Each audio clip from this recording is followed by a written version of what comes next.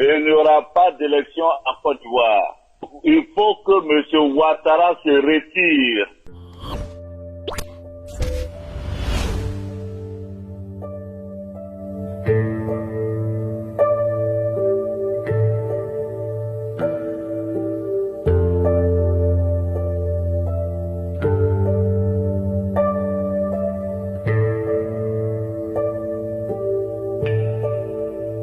Objection que reçoit ce dimanche Guillaume Soro. Il est le président de Génération et Peuple Solidaire.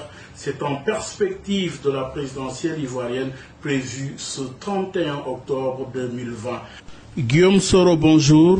Oui, bonjour. Alors, merci pour cet entretien exclusif accordé à Sud FM Sen Radio. Alors, M. Soro, la présidentielle ivoirienne est prévue ce 31 octobre 2020.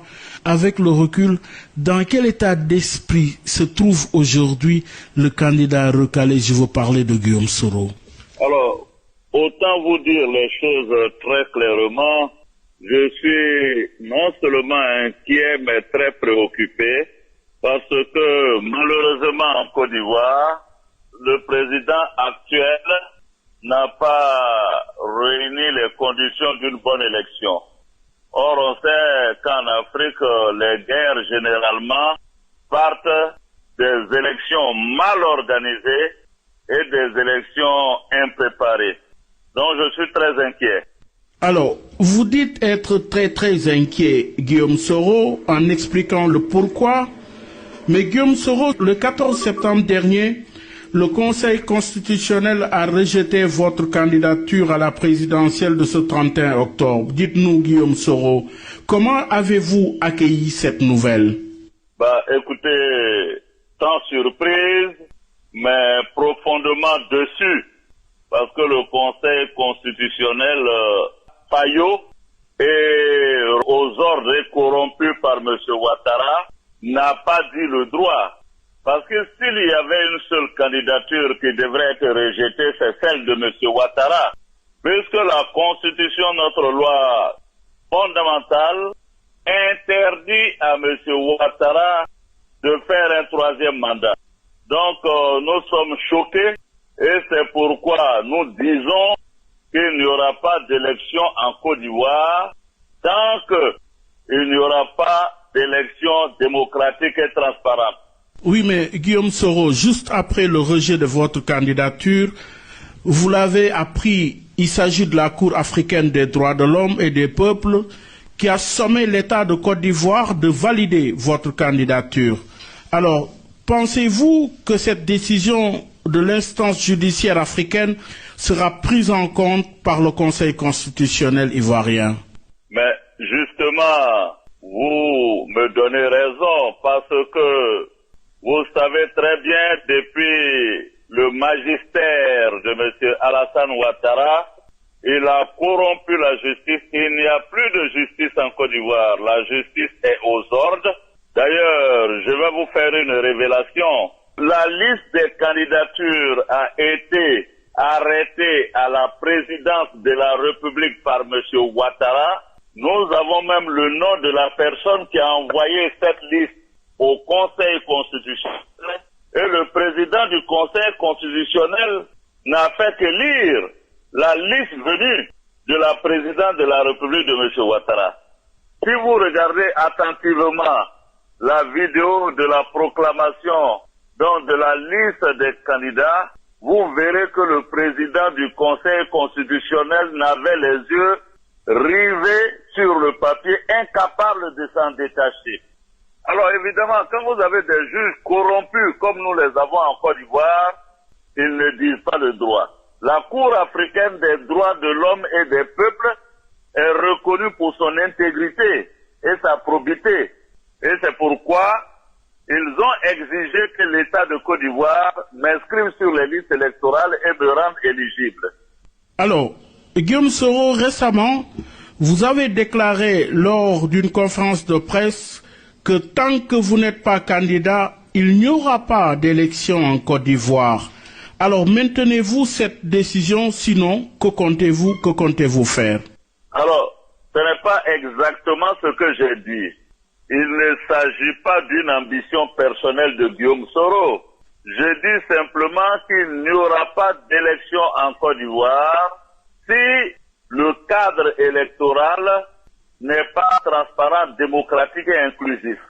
Le Conseil constitutionnel qui vient de valider la candidature de M. Ouattara contre toute logique, en se parjurant, en violant la Constitution, dites-nous honnêtement, est-ce sur un tel Conseil constitutionnel qu'il faut compter pour proclamer avec sincérité les résultats des élections?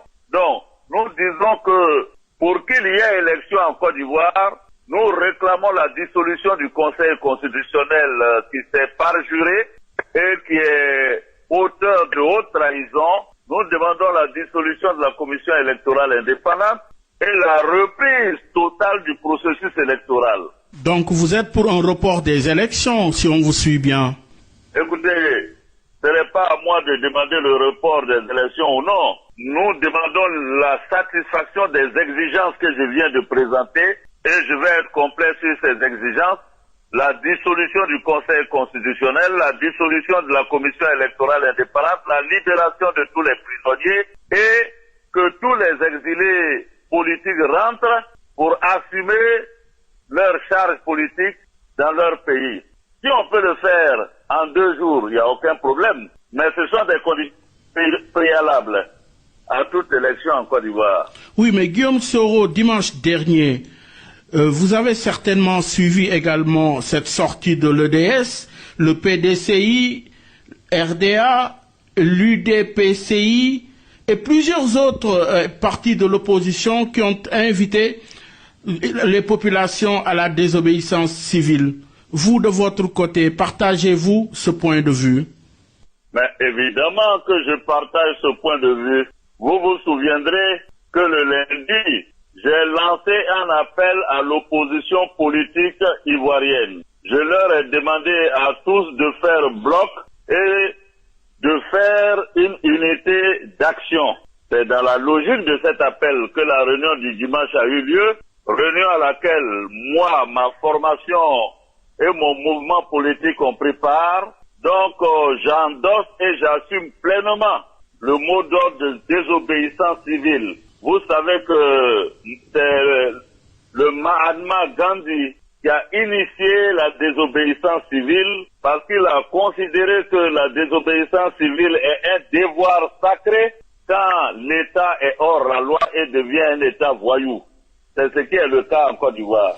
Oui, pour rappeler à nos auditeurs que votre formation politique s'appelle Génération et Peuple solidaire. Alors, pensez-vous, Guillaume Soro, que l'opposition a les moyens ou comment compte-t-elle utiliser 2 jours après l'appel de l'opposition? Vous avez certainement observé que les Ivoiriens vaquent à leurs occupations. Alors que comptez-vous faire, vous de l'opposition, pour exécuter, pour rendre faisable justement cet appel à la désobéissance civile?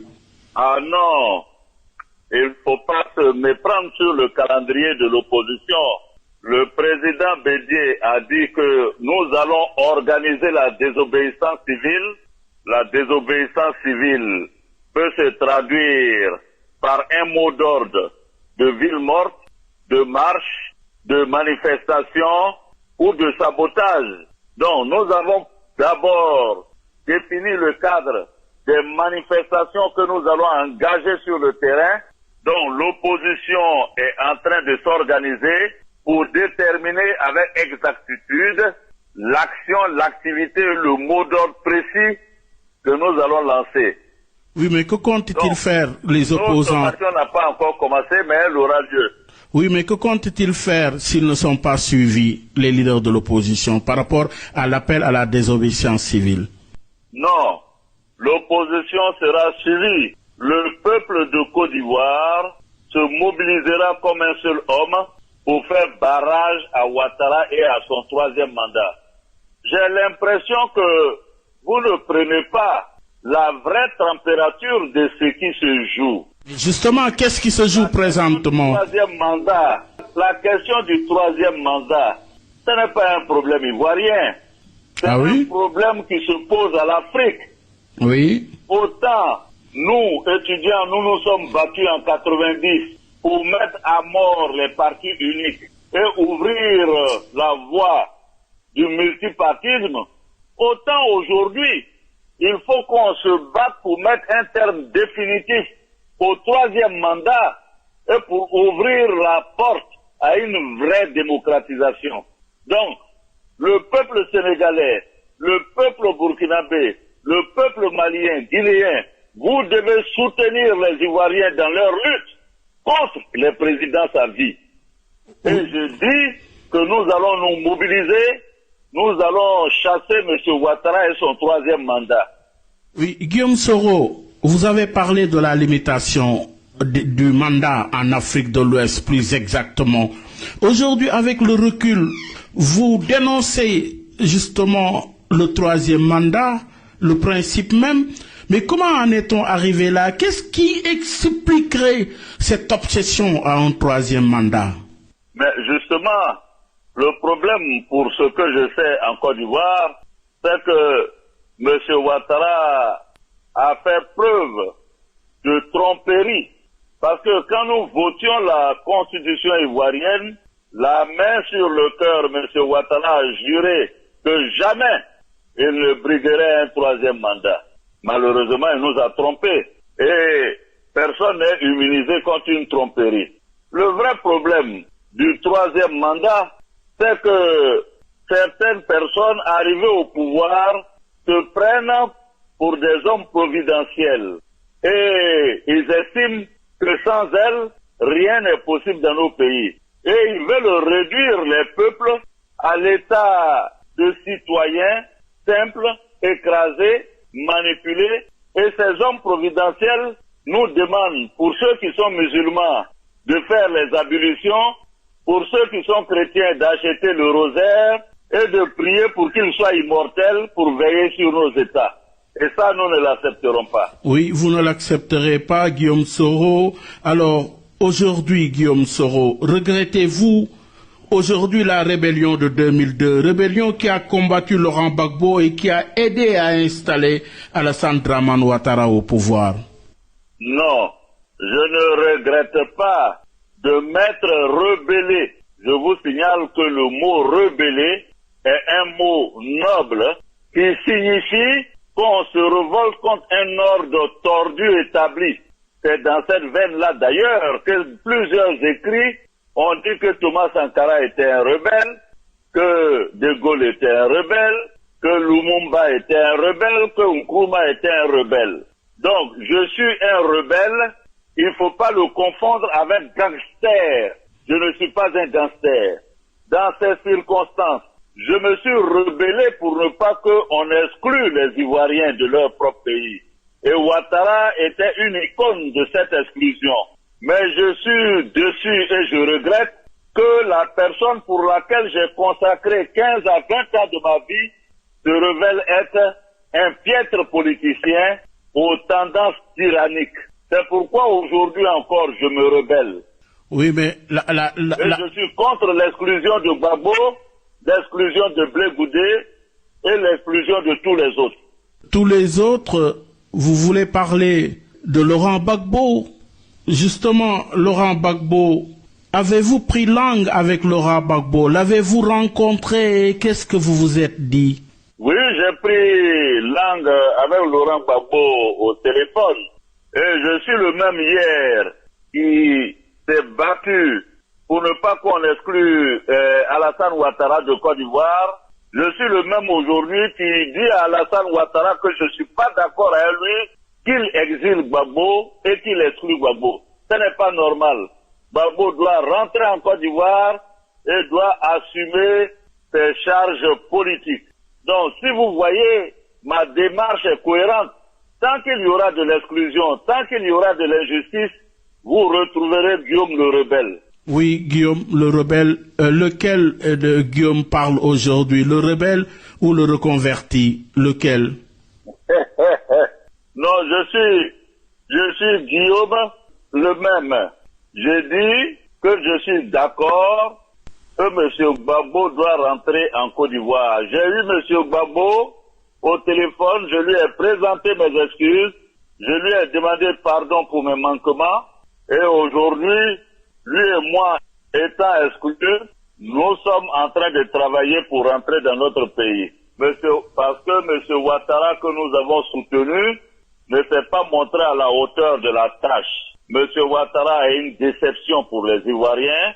En voulant briguer un troisième mandat, il a carrément détruit la confiance que nous lui avons portée. On avait espéré que ce technocrate venu du FMI aurait développé la Côte d'Ivoire et aurait fait entrer la Côte d'Ivoire dans la démocratie. Malheureusement, la Côte d'Ivoire ressort plus que jamais divisée et au bord du gouffre. Oui, avec un peu de recul, Guillaume Soro, et au regard des événements politiques en Côte d'Ivoire, pensez-vous que la rébellion a atteint son objectif, c'est-à-dire celui d'instaurer la justice et l'état de droit? La rébellion a combattu pour un état de droit et la démocratie, et M. Alassane Ouattara a dévoyé le combat de cette rébellion. Donc, il y a lieu d'être dessus de M. Ouattara, non pas de l'idéal et de la noblesse du combat que nous avons mené. Che Guevara, quand il menait la révolution à Cuba, avait fait cette révolution avec la noble intention. Que Fidel Castro ait continué ou non ne peut pas être imputable à Che Guevara. Alors, oui, vous l'avez dit, Guillaume Soro. Maintenant, revenons au processus électoral. L'opposition, Guillaume Soro, dénonce une liste électorale biaisée, un conseil constitutionnel et une commission électorale indépendante sous ordre. Et malgré toutes ces dénonciations, eh bien, elle n'envisage pas de boycotter les élections. N'est-ce pas là une forme de légitimisation de ce scrutin? Ah non, toute l'opposition est unanime pour ne pas aller à ces élections. Monsieur Bédier, qui a été retenu candidat à lancer la désobéissance civile, Afi N'Guessan, qui a été retenu à rejoindre le mot d'ordre de désobéissance civile, donc M. Ouattara ira tout seul à l'élection. Alors, et si malgré toutes ces actions menées par l'opposition, Alassane Dramane Ouattara est élu au soir du 31 octobre 2020. Alors Guillaume Soro, allez-vous reconnaître le résultat ou dans le cas contraire, qu'allez-vous faire exactement? Alors je vous dis simplement que le 31, il n'y aura pas d'élection en Côte d'Ivoire. Parce que le peuple de Côte d'Ivoire va se soulever et va s'opposer à cette élection. Donc, il n'y a rien d'autre à espérer. Il n'y aura pas d'élection en Côte d'Ivoire. Nous n'accepterons pas cette élection. Est-ce que vous êtes pour le report de ces élections? Nous disons que tant que nos revendications préalables, à savoir la dissolution de la commission électorale indépendante du Conseil constitutionnel et autres ne sont pas réglées, il n'y aura pas d'élection en Côte d'Ivoire. Il faut que M. Ouattara se retire. La Côte d'Ivoire n'accepte pas un troisième mandat. Donc il faut que M. Ouattara se retire de l'élection. C'est la seule condition préalable sur laquelle nous n'allons pas négocier. Alors, jusqu'à présent, il y a un silence assourdissant de la CEDEAO, de l'Union africaine. Alors, dites-nous, Guillaume Soro, présentement, Ibn Chambas est à Abidjan. Présentement, qu'attend l'opposition de Ibn Chambas? Nous attendons que Ibn Chambas dise à Ouattara qu'au nom de la paix en Côte d'Ivoire, qu'il retire sa candidature. De toute façon, il y a une vie après la présidence. Mais nous n'accepterons pas qu'il viole la Constitution pour faire un troisième mandat.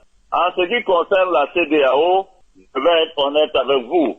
On n'attend pas grand-chose de la CEDEAO. Ah oui, pourquoi? Parce que la CEDEAO est plombée. Par quoi? M. Ouattara affirme à Abidjan qu'il est l'ami de tous les chefs d'État de la CEDEAO et qu'ils ont un syndicat de chefs d'État solidaire entre eux et ils ne voient pas quel chef d'État viendrait le contester. Donc, nous, on n'attend pas grand-chose de la CEDEAO. De toute façon, c'est une CEDEAO des chefs d'État et non une CEDEAO des peuples, ce qui est dommage. C'est pourquoi d'ailleurs, nous allons revendiquer en Côte d'Ivoire une véritable réforme de la CEDEAO.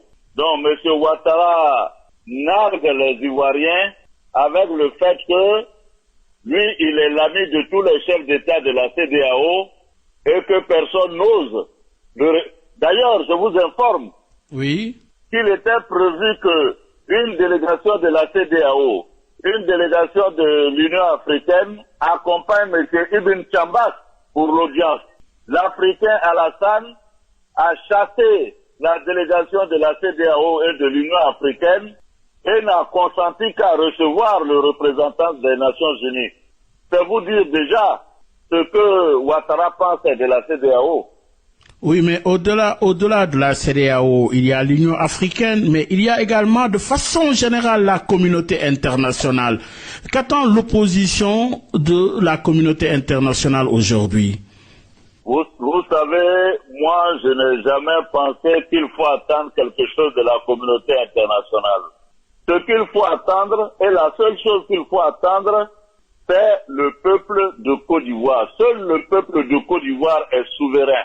Et c'est ce peuple de Côte d'Ivoire qui doit se libérer lui-même, sans compter sur la communauté internationale. Les Ivoiriens doivent se lever pour dire non au troisième mandat de Ouattara et faire en sorte qu'il n'y ait pas d'élection en Côte d'Ivoire tant que Ouattara ne se retire pas. Oui, mais il y a également, Guillaume Soro, la coopération bilatérale entre la Côte d'Ivoire et le Sénégal.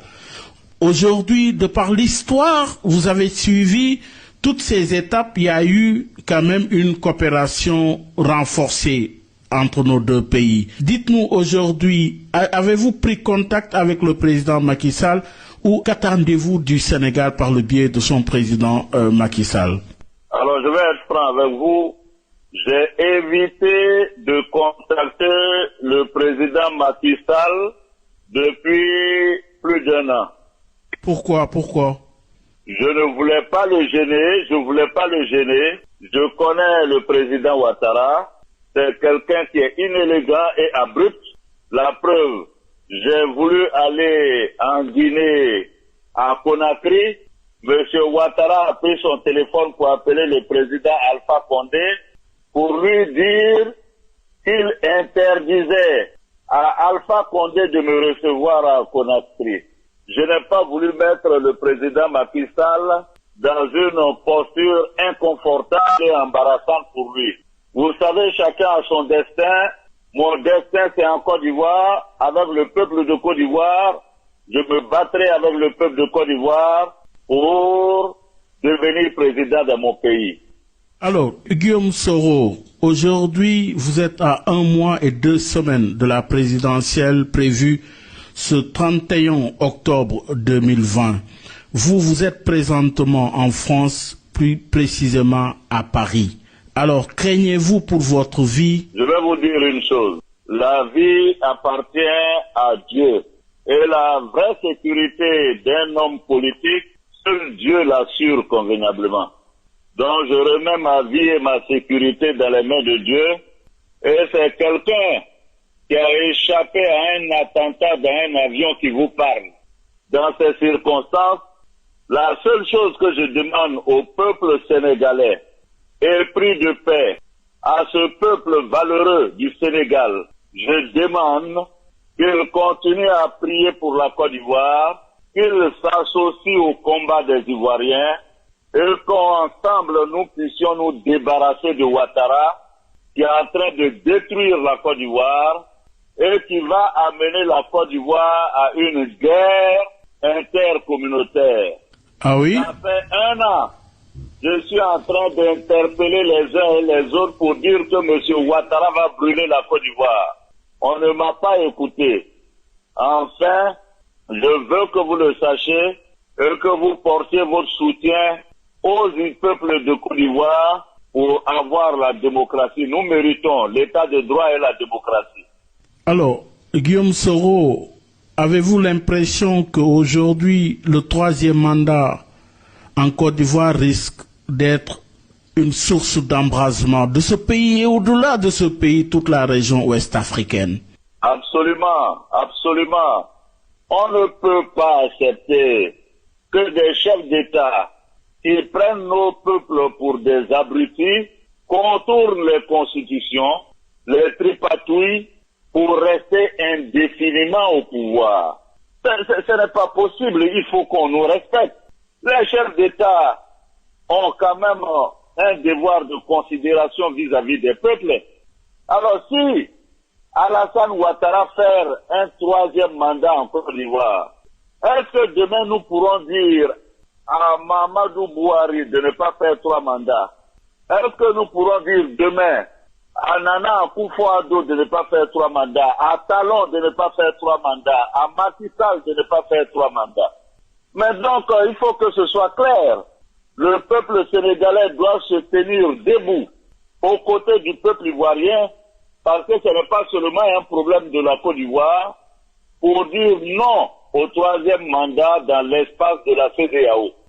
Mais Guillaume Soro, pourquoi la problématique de la limitation de mandat est propre à l'Afrique francophone, puisque très rarement une telle question est évoquée dans les pays anglophones en Afrique? Quelle est votre lecture par rapport à ce constat? Non, mais je suis parfaitement d'accord avec vous. Non seulement les pays anglophones ont dépassé la question de la limitation des mandats. C'est très clair dans leur pays. Et vous voyez que les pays anglophones sont mieux lotis et nantis que les pays francophones. Parce que nous encore, on est dans la tergiversation des reliques de la monarchie, issues des différentes constitutions françaises. Tant que nous n'allons pas prendre nos responsabilités en Afrique francophone, quand vous prenez les pays africains, les pays les plus pauvres sont de l'Afrique francophone, parce que nos ambitions économiques sont en déphasage avec le système politique qui est en place. C'est pourquoi je dis que notre génération, si nos grands-pères ont combattu pour l'indépendance, notre génération doit s'imposer comme combat libérateur la limitation des mandats. Nous n'accepterons pas de 3e mandat dans la sous-région ouest africaine. Alors, que ce soit clair. Oui, que ce soit clair, dites-vous, vous parlez de souveraineté, mais il y a aussi rapport avec la France. La preuve, vous trouvez présentement en France. L'attitude et le rôle de la France dans ce dossier précis par rapport à l'élection, la réélection ou même la présidentielle de ce 31 octobre 2020. Alors, qu'est-ce que cela vous inspire, l'attitude et le rôle de la France par rapport justement à cette question liée au 3e mandat en Côte d'Ivoire, celui de Ouattara? Les Africains doivent comprendre que les États n'ont pas d'amis, les États n'ont pas d'idéal démocratique, les États ont des intérêts. La France, son problème n'est pas que Alassane écrase les Ivoiriens ou non. La France, leur problème, c'est la stabilité pour que leurs affaires marchent en Côte d'Ivoire. Alors, s'ils ont quelqu'un qui peut écraser tous les Ivoiriens, mais maintenir la stabilité suffisamment pour que le commerce se fasse, que leur business marche, et qu'ils puissent faire leur profit, ils sont prêts à fermer les yeux. Donc, ne vous trompez pas, chers Africains. Vous êtes responsables de votre propre destin. Si demain, Ouattara tombe en Côte d'Ivoire, la France accommodera du nouveau président. Ibeka a beau aimer les Français et vice-versa. Le jour où il est tombé, la France est passée à autre chose. Le président Omar Bongo a financé tous les candidats de la 5e République française. Il les a tous cadotés. Mais le jour où il a eu besoin de la France, juste pour avoir un lit d'hôpital pour aller mourir, la France a refusé. Il a dû aller mourir en Espagne. Ben Ali, en Tunisie, il a beau faire tous les cadeaux qu'il voulait aux Français. Les Français même étaient prêts à lui donner des armes de maintien de l'ordre. Mais le jour où le peuple s'est soulevé, l'a fait tomber, il a demandé à la France juste le temps de l'atterrissage de son avion en France pour se reposer. La France a refusé. C'est dans le ciel que Ben Ali a dû donner des coups de fil pour aller ensuite dans le Moyen-Orient. Détrompez-vous, chers Africains. C'est à nous de prendre nos responsabilités, de bâtir nos pays et de penser au bonheur et au progrès de nos peuples. Oui, Guillaume Soro, aujourd'hui, une élection, c'est avant, c'est pendant, c'est également la situation post-électorale après le 31 octobre. Non, la Côte d'Ivoire est précurseur dans bien des domaines. Donc, nous venons d'être précurseurs dans le domaine électoral. On ne parlera pas en Côte d'Ivoire cette année de crise post-électorale. On parlera plutôt de crise préélectorale. Ah oui? Parce que nous sommes déjà... Ah oui, là. Mais écoutez, à l'annonce de la candidature de M. Ouattara, il y a déjà 30 morts. Il y a plus de 200 personnes arrêtées. Il y a des femmes au menu qui sont en prison. Il y a des députés qui sont en prison sans que leur immunité ait été levée. Donc nous sommes déjà dans la crise préélectorale. Et c'est déjà très très inquiétant. Oui, vous êtes à Paris. La réalité. Oui, vous êtes à Paris, Guillaume Soro. Êtes-vous surveillé de très près en France? Ou qu'est-ce qui aujourd'hui vous empêche de rentrer dans votre pays et de mener le combat? Mais vous savez très bien, le 23 décembre 2019, j'ai pris mon avion pour aller à Abidjan. L'aéroport d'Abidjan a été assiégé par l'armée envoyée par Alassane Ouattara. J'étais dans l'avion quand la tour de contrôle de Niamey a appelé le pilote de mon avion pour dire qu'il ne pouvait pas atterrir à Abidjan pour des raisons de sécurité. J'ai dû faire un atterrissage d'urgence à Accra et quand j'étais dans l'avion à Accra, j'ai demandé aux autorités ghanéennes pour sortir de l'aéroport. Le président Nana Akufo-Addo m'a interdit de mettre le pied sur le sol du Ghana. J'en ai été choqué pour l'Africain, membre citoyen de la CEDEAO que je suis, qu'on m'interdise la terre d'un pays de la CEDEAO. Qui plus est, le Ghana, la terre de Thomas Nkrumah, qui lui parlait de l'unité africaine. Alors que je n'étais l'objet d'aucune poursuite, le Ghana m'a refusé sa terre. Et c'est pourquoi je n'entends rien de la CEDEAO. Aujourd'hui, comme disait Obama, en Afrique, il faut des institutions fortes. Mais vous, entre leadership et institutions fortes, que valent nos institutions? Je vous dis que dans le régime présidentiel, pour ne pas dire présidentialiste, les autres pouvoirs, les deux autres pouvoirs sont des parents pauvres, sont exsangues. Mais que peut un président de l'Assemblée nationale face au président de la République? Que peut le président de la Cour suprême ou du Conseil constitutionnel face au président de la République? Rien. C'est pourquoi je pense que je pense qu'il faut évoluer vers un système et un régime parlementaire. Ce serait une expérience qui pourrait nous permettre d'essayer, si vous voulez, l'indépendance des pouvoirs et la consolidation des pouvoirs. Je vous dis que les régimes présidentiels que nous avons dans la sous-région ne peuvent pas permettre l'instauration d'institutions fortes. Ce n'est pas possible. Mais pourquoi? Le président de l'Assemblée nationale. Non, mais écoutez, le président de l'Assemblée nationale, j'ai été président de l'Assemblée nationale dans mon pays. Oui.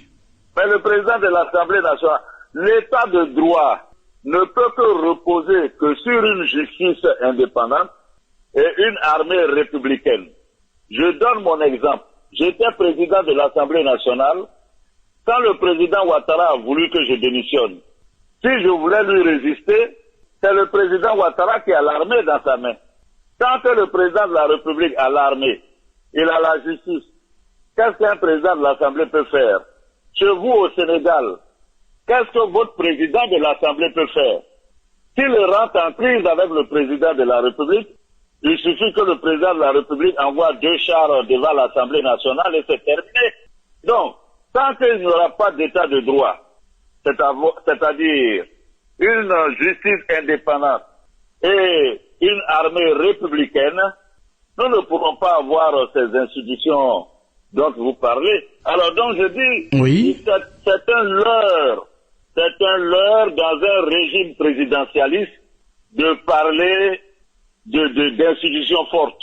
Parce que le régime présidentialiste est conçu pour avoir un homme fort, un seul homme fort, un seul capitaine dans le bateau, à savoir le président de la République. Et la preuve, dans le régime présidentiel, l'Assemblée nationale n'a pas le pouvoir de renverser le président. Donc l'Assemblée peut faire tout ce qu'elle veut, mais elle ne peut pas renverser le président, elle ne peut pas renverser le gouvernement. Donc, à quoi ça sert? Oui, donc vous ne croyez pas aux institutions, c'est la raison pour laquelle vous n'avez